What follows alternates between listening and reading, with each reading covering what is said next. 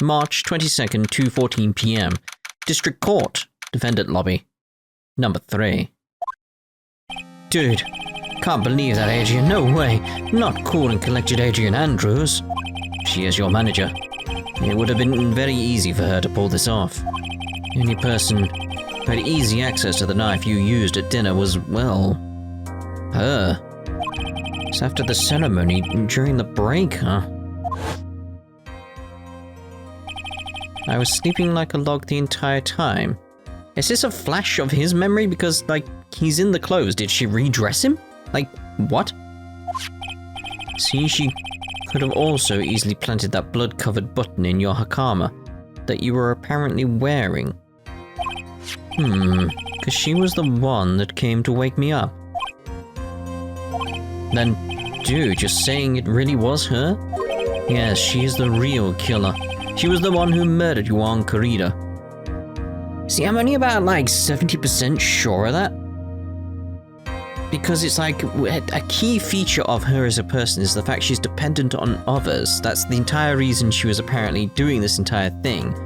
Was like some kind of revenge, and I think it's more a case of maybe like the killer or something is like, I have the suicide note. I have this information that you require. All you have to do is kill Yuan Kurita. That sort of thing. And it's like, well, it's that kind of thing that's going on in my head. It's like, what's going on with her? There's more behind her story than we're led to believe, and that all comes back in my head to the fact she has that card with the shell on it that we also saw with Maya. So it's like, there's something more going on there. Like, maybe it was actually a case of the killer. That doesn't kind of make sense either. Like, my thought then was very much like, maybe the killer wanted her to plant the evidence to frame him. Maybe.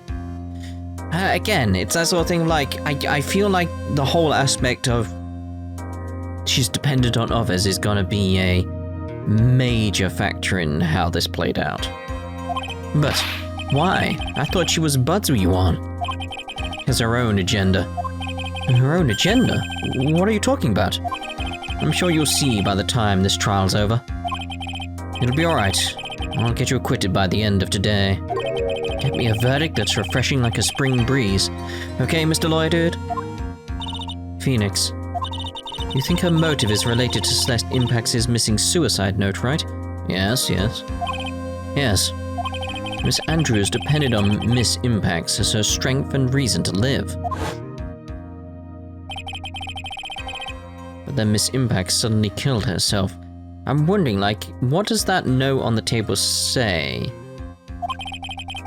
Sounds like she left a suicide note and the person thought to have hidden it. Is Yuan Kurita the victim of this murder? And that's why I think that Miss Andrews got close to Mr. Kurita. All to get the suicide note back. It sounds plausible. But one thing bothers me. What? Who was it that first told us about their relationship? Better stated, Miss Andrews' dependency issues with regards to Miss Impax. It was Edgeworth. Looks like he's still the one in command of this ship. Don't let your guard down yet. March 22nd, 2:25 p.m. District Court, courtroom number 3. She makes a very good point. Oh, that's a very, very good point. What? Court will now reconvene. Now then, Mr. Edgeworth, if you please. The prosecution calls the witness subpoenaed by this court.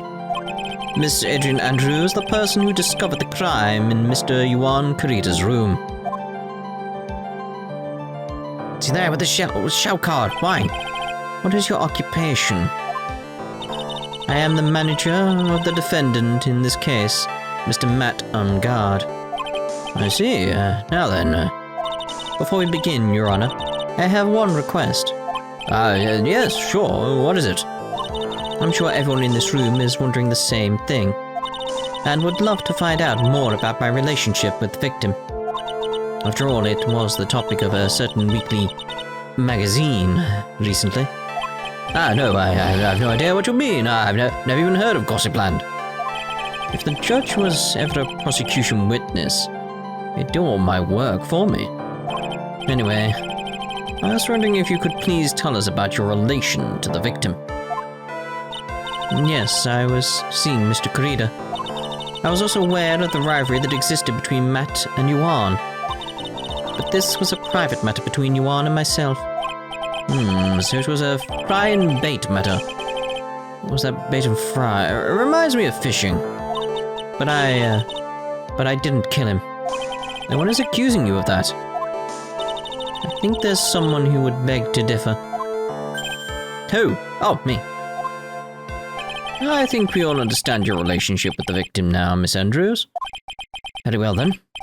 Witness, please testify to the court about what happened when you discovered the murder that had taken place.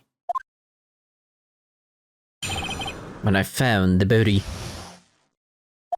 It was time for the show to start, so I went to get Matt from his room. Alright, that makes sense to me. After that, I went to Yuan's room. Still makes sense. And there was his dead body. I was in shock. I'd want to get some more info on that if I could. I thought that was it then. I was going to be like, that was it? What I saw was naturally the exact scene as in the crime scene photo. There's the drink. Felt as though I was about to faint, so I poured myself a glass of juice.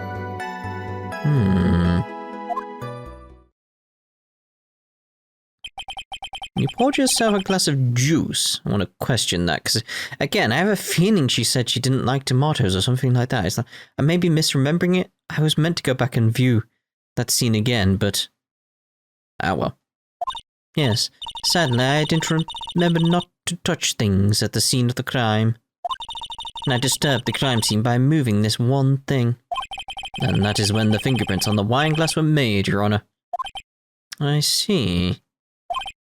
Well, Mr. Wright, you may cross-examine the witness. Phoenix.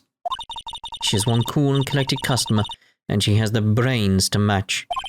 Yes, I know. In order to catch a person like her, you have to avoid head-on confrontations. You should disrupt her pacing. Disrupt her pacing? She's the type of woman who is easily thrown off by things inconsistent with her thinking. So you have to attack when she least expects it. The instant you let up on your offense is the instant this trial is over, understand? No? When I found the body. Alright, so I want to try and find more information about what happened when you actually saw the body. Like, what was your immediate reaction other than shock? Like, did you see anything? Was anything odd? That kind of stuff. And I want to know more about this wine glass. It was time for the show to start, so I went to get Matt from his room. After that, I went to Yuan's room, so he got no issue with these. And there was his dead body. I was in shock. You were in shock? I mean, that's understandable. What? Was I not supposed to be? Miss Andrews is a very calculating person. Despite how close they were, I doubt she had romantic feelings for Mr. Kurita. Anyone randomly stumbling upon a dead body would be in shock. And you can't seriously expect that a young beauty like her would not be shocked. Somehow I don't think beauty has anything to do with being shocked or not. I see. Oh.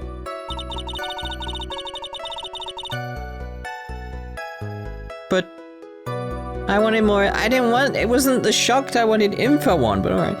What I saw was naturally the exact same scene as in the crime scene photo.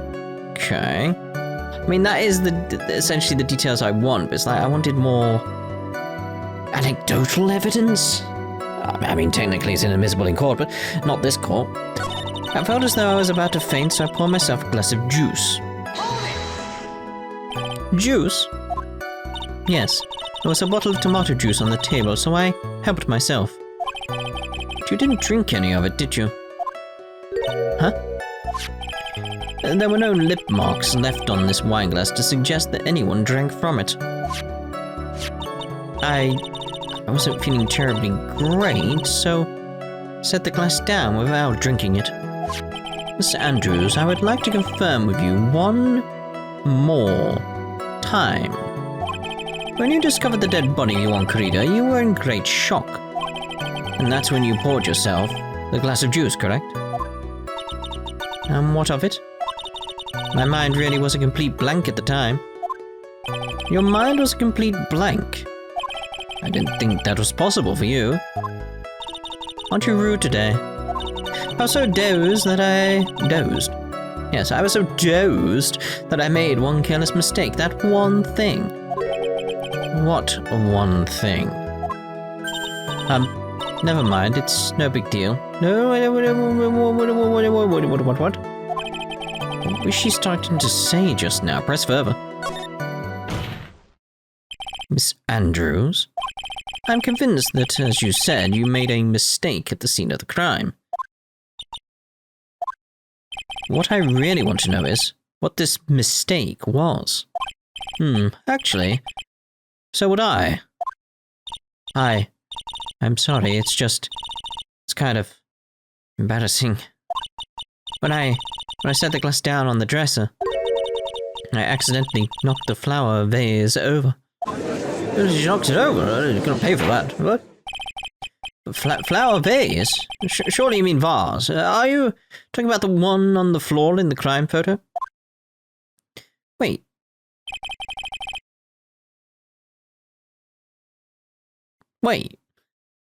Didn't you... This mess of glass shards. We'll get to it, don't worry. Assuming I can go back to the testimony. It was originally on top of the dresser. But when I bumped into it with my elbow, it fell onto the guitar case. Why did you withhold such an important piece of information? I'm sorry, I thought that since the crime scene was already in disarray, that people would simply assume the vase was just another part of the mess. It looks like yet another fact has come to light here. Please add this and anything else you have to reveal to your testimony. I'm sorry, but I have nothing more to add. I didn't touch anything else. I was the one who knocked the flower vase over, where it fell onto the guitar case. Like, it's very much like, So if we go back, I felt as though, faint, no. What I saw was, naturally, the exact same scene as in the crime scene photo. So therefore, what you saw was wrong. Where is it? There it is. Because she's saying she saw that, but it's like, well, the vase is already smashed in this photo. So that can't be what she saw. So... Objection! You testified that you knocked the flower vase over. Is this correct? Yes. And are you sure it fell onto the guitar case? Is there some problem with what I said? It's not some problem, it's a major problem. It's true that the top of the guitar case was wet with water. However, that's exactly what is so strange. Miss Andrews, you testify that the vase fell onto the guitar case. However, if that was true, the case should have gotten wet on the inside, not the outside. I hadn't thought that far. I was generally thinking the photo did not match what she said she saw eventually. Oh, it's definitely wet on the inside. Well, that's very true. Furthermore, there is one other strange thing about this guitar case. What is that? Let's take another look at the crime scene photo. The remains of the vase are scattered on the floor. Yeah, that's what I was after. And what is wrong with that? The guitar case was open when the vase fell. The glass shard should be inside, not outside the case. What is your point, right? That the case was closed at the time the vase was knocked over? Yes. Is that all? That means someone else went in. Duh. No, think back to what Miss Andrews testified to. She said that other than the vase, she didn't touch anything else. Yeah. Yes, that's right. She did implicitly say that she didn't touch the guitar case. But this whole matter with the guitar case is a dead end. The bright red guitar was found at the studio. It has no bearing on this case at all. Still think there was something else in it. That may very well be. However, the empty guitar case does seem to have no relation to this case, doesn't it? Yes and no? It's irrelevant. It's like, how did it open? How did it open? That's important. Seems that there is no deeper meaning to the guitar case. Well, Mr. Wright, do you think we need to hear more details about the guitar case? Yeah. The empty guitar case. I believe this is a crucial piece of the puzzle, indeed. Huh. Can't believe anyone would reach for straws like this, but it is you. Can't believe I'm doing this either. Alright, I'll follow along. For now. Miss Andrews, please testify to the court about the guitar case. Yes, Your Honor.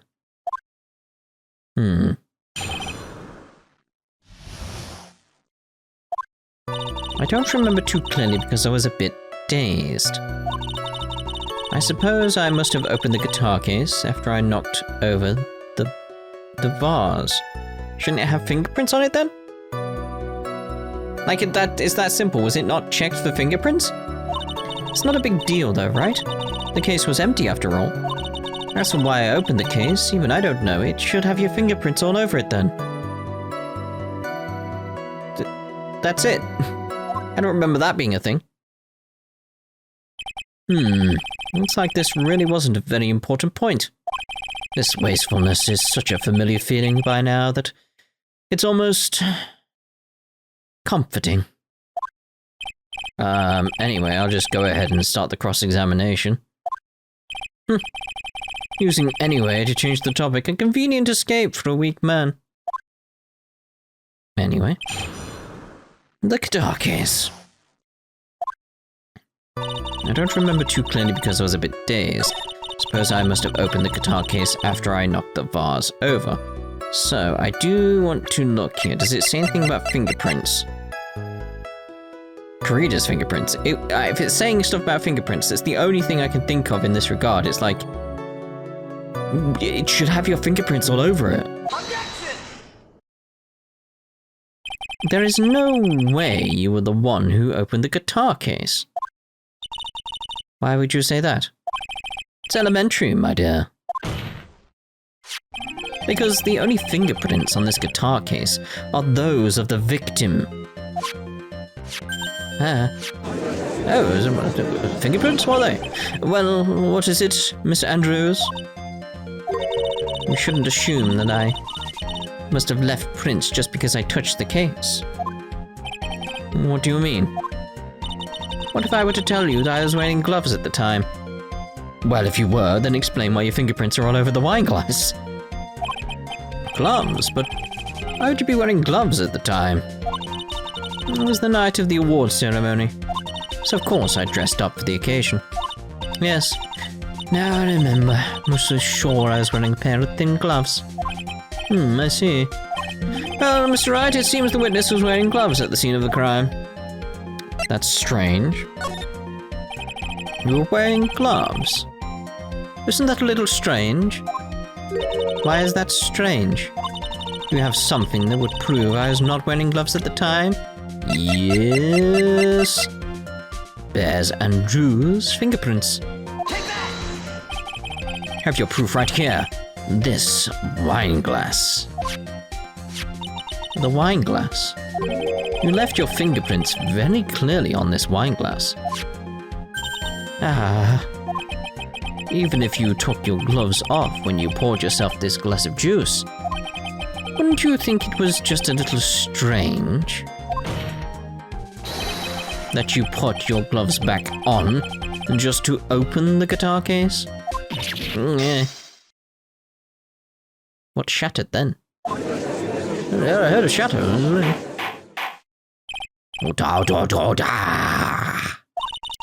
Looks like you hit the nail on the head this time. What? I was trying to screw something in. Oh no. Well, what do you mean? I believe that guitar case plays a very important role here. It's just an empty case. I wonder if it really was empty though. Exactly. But the guitar, the bright red guitar was at the studio. Phoenix, drop all of your presumptions. What was in the guitar case was not the bright red guitar. You don't mean it's a bright white guitar? Wait, that's not right either. I admit it would be unnatural for someone to do that. So the witness was not wearing gloves despite the fact that on the case... Your Honor, this is obviously the defense's usual misdirection tactic at work. Steer the court towards an unrelated topic and lull us all into his misguided... No, Your Honor. Please recall that Miss Andrews had testified that the vase fell onto the guitar case, which means that the case was closed when the crime took place. However, it is wide open in this photo at the crime scene. I am sure this guitar case has some relation to the murder. If you are so sure, Wright, then I'm sure you can somehow substantiate your outrageous claim, correct? Please enlighten us how the guitar case has anything at all to do with this murder. Can you do that, Mr. Wright? Let's suppose for a second that the bright red guitar was not the only thing that could have been in the case. Bright red guitar not being the only thing. You don't mean to suggest that a bright black guitar... So, you intend to push your theory that the case was not empty? Is that it, Wright? I wouldn't say something I did intend to prove. Deflate that head of yours. You haven't proven anything yet. Now then, let's have it. What was inside the case at the time of the murder? I have that on me?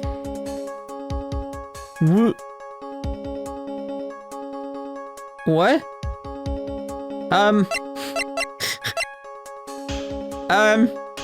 Okay, let's go through. Nothing there. I don't think it's gonna be anything. I feel like it's gonna be something related to the press conference, but it's not gonna be like the ticket itself. Don't think it's the transceiver. Not getting the idea that it's gonna be the camera, because why would it be the camera? Maybe. That's like an inkling, like a 5% sure, maybe. Magazine clipping, no. Guide map, no. Empty, there is some water boating on the top of the lid. Fingerprints, not gonna be the wine glass. Crime photo. But nothing there in regards to seeing anything. No, because that wouldn't make sense. Maybe the suicide note? Maybe. Strangled with a scarf.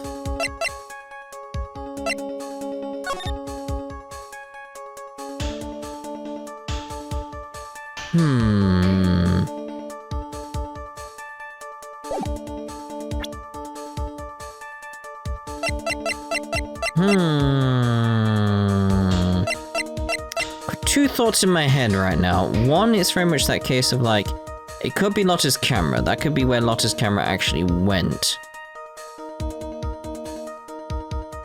But then how did...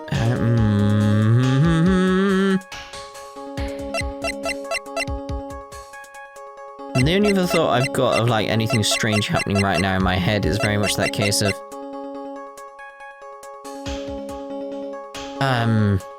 Earlier, it was very much like when Engarde was sleeping in that photo, he had the costume on. So either she redressed him, or we're going with the logic there's actually more than one costume? and she's coming back with the costume on that she found inside it? Otherwise, there's going to be a massive inconsistency.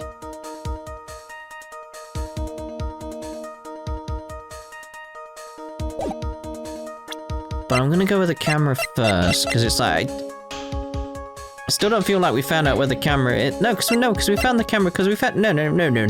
Because we found the camera, because Old Bag had it, didn't she? So we got the camera back. Yeah, we got the camera back. That's how we've ended up with that photo. So, the camera could not have been in the guitar case, because that wouldn't make sense how it took the photo on outside.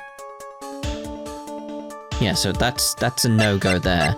So the only thought process I've got is the fact we were speaking to Engarde earlier, and when we saw the past, he was asleep in the costume, which is like, you would have not been able to put the costume on him without waking him up. So therefore, where did this costume come from? The guitar case. He says with all confidence, this is a photograph. Yes. What is important is what is in the picture, Your Honor. In this picture? It doesn't take a genius to see what I mean. What I am proposing is... Inside the guitar case was the Nickel Samurai, the hero's very own costume. What? Oh, that makes sense, yeah. Mr. Wright? Explain yourself. Right, are you saying that the witness opened the guitar case to take out a costume? What insane point would there be to doing something like that? That insane point would be to wear the costume, of course. Miss Andrews put it on to hide her identity so she could make her escape. After all, you couldn't let anyone see you leave, could you, Miss Andrews? I refuse to accept your theory. Do you have anything to support such a preposterous idea?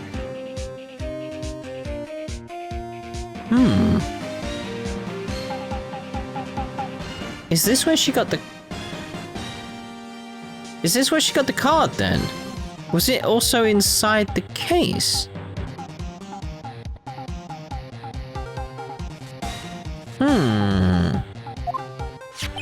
Just outside the door was an investigative photographer who was starving for a big scoop.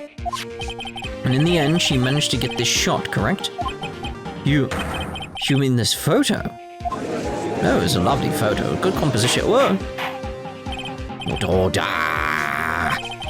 Looks like we've wandered into quite another mess again, haven't we? Nice job, Pheonix. Well, you know my strategy. Speak first, think later. So the real murderer was hiding inside a costume.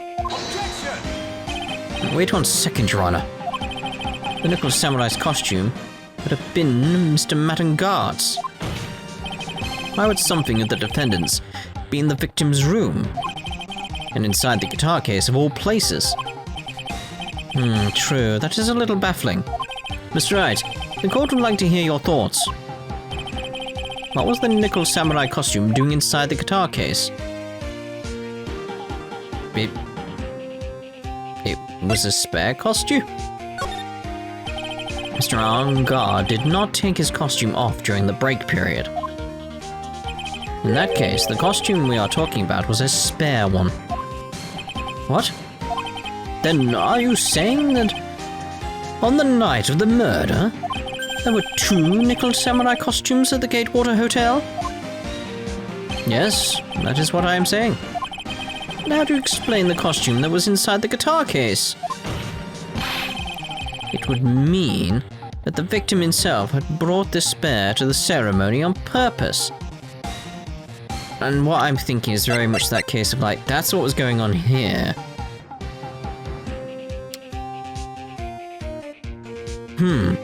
This is where my thoughts are going with this. So it's like, okay, so that logic made sense. It all came back to when I saw Engarde talking about like the waking up earlier and all that type of stuff, and we saw him lying on the bed in the costume. It all sparks from there, really, to where we are now. So why would there be a spare costume that she wore That's where I feel the card came from. And there's like, there's little connections forming in my head right now. So what I'm thinking is this press conference that was going to be held, it was going to be Yuan Corrida, who knows the truth about the suicide, and it not being a suicide. That's what I'm thinking. And what's actually going on is he was going to expose, like, so Yuan Corrida is going to expose the Nickel Samurai on guard for the murder, not the suicide, of Celeste Impacts. So yeah, Celeste Impacts killed... No. Engarde killed Celeste Impacts, made it seem like a suicide. Somehow Yuan Corrida knew this, and was going to expose the Nickel Samurai at a press conference. How he was planning to do this was pose as the Nickel Samurai during the press conference, and then be like have a confession, like this, the confession about something. Confess to the murder. All because he was in love with Adrian Andrews. That's what I'm thinking so far.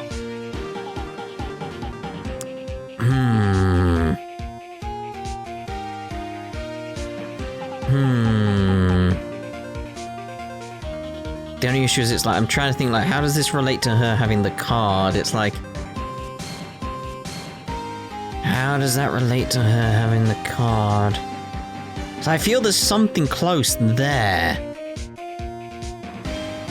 It's like the reason that I feel like the card that she has comes from the fact she had the costume. And just, I feel I'm close, but I don't know. It's like, I like this case. It tantalizes me in all the right ways. Anyway. What are we about? But why? The victim, Mr. Corrida, was the Jamin Ninja. Why would he secretly bring the Nickel Samurai's spare costume with him? What could be the reason behind such a peculiar act? And therein lies the sticking point. Objection! Well, what are you mumbling to yourself about now? Have you just been rambling all this time without any sense of inner monologue? Huh? No, I just... Mr. Wright, please explain yourself. Why do you think the victim had this Nickel Samurai's spare costume? Phoenix, are you sure you can explain this one? Think carefully before you answer. And then answer with gusto. I believe in you. Alright. This is what I think. The reason the victim brought the Nickel Samurai spare costume to the hotel was... Right, okay. Still thinking about what I was thinking about before. So it's like, right, how does the card fit into all of this? So, when Adrian Andrews went to the crime scene...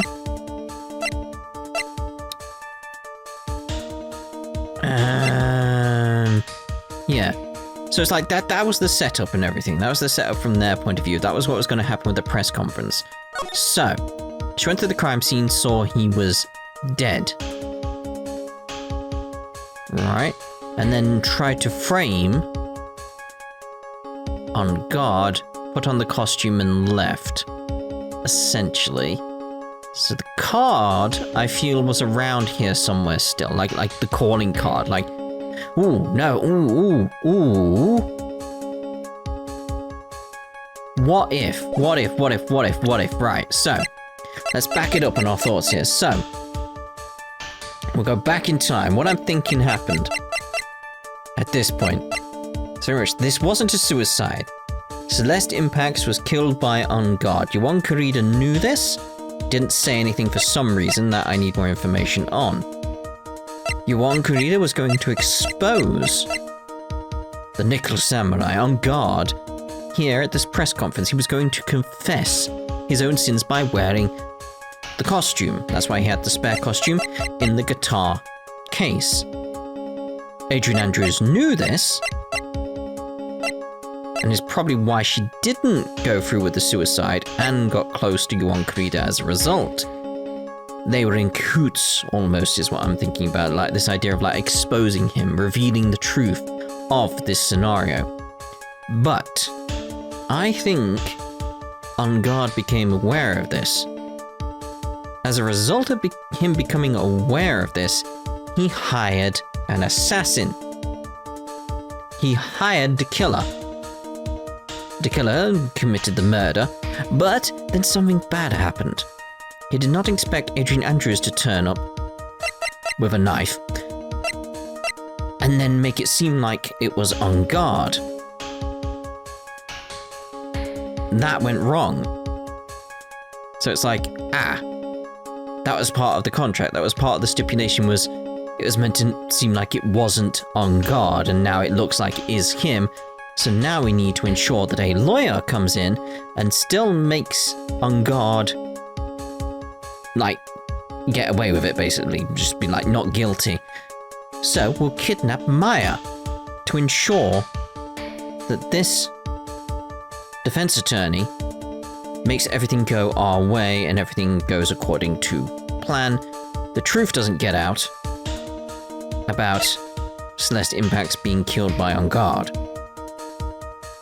And the fact that the killer killed Yuan Corrida for Engarde. And I feel like that's roughly there. That makes sense so far with what we've got.